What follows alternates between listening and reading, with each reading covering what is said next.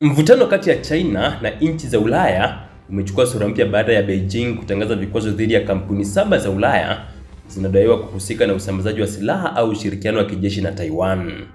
Hatua hiyo inaongeza presha katika uhusiano wa kimataifa ambao tayari ulikuwa katika hali ya tahadhari. Kwa mujibu wa taarifa zilizoripotiwa, kampuni hizo zinatoka katika nchi za Belgium, Germany na Czech Republic na zinadaiwa kutoa msaada wa kijeshi au kushirikiana kwa karibu na Taiwan katika masuala ya ulinzi na kijeshi. China inaiona hatua hiyo kama ukiukwaji wa sera yake ya China moja ambayo inaitambua Taiwan kama sehemu ya himaya yake. Vikwazo vilivyowekwa vina uzito mkubwa kiuchumi na kiteknolojia. Kampuni hizo sasa zimepigwa marufuku kupokea bidhaa zinazoweza kutumika kwa matumizi ya kiraia na kijeshi zinazojulikana kama bidhaa za dual use kutoka kwa wauzaji wa Kichina.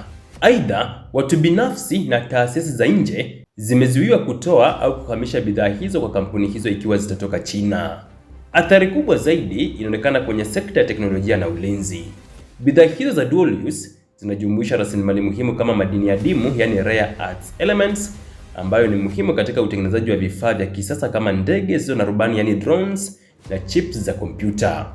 Kwa kuzuia upatikanaji wa rasilimali hizo, China inalenga kupunguza uwezo wa kampuni hizo kushiriki katika maendeleo ya teknolojia nyeti. Hatua hiyo pia ina athari za moja kwa moja kwa shughuli zinazoendelea. China imeagiza kwa operesheni zote zilizokuwa zinaendelea chini ya mikataba iliyopo zisitishwe mara moja.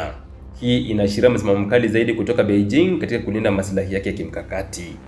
Kwa upande mwingine, hatua hii inaweza kuzidisha mvutano kati ya China na Umoja wa Ulaya, hasa wakati ambapo Ulaya imekuwa ikijaribu kusawazisha uhusiano wake kati ya maslahi ya kiuchumi na maslahi ya usalama wa kimataifa.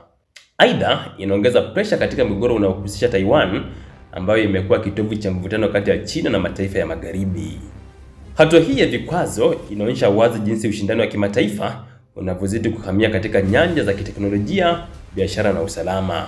Swali linalobaki sasa ni kama hatua hii itachochea majibu kutoka Ulaya au kupelekea mazungumzo mapya ya kidiplomasia ili kupunguza mvutano huu unaokuwa kwa kasi.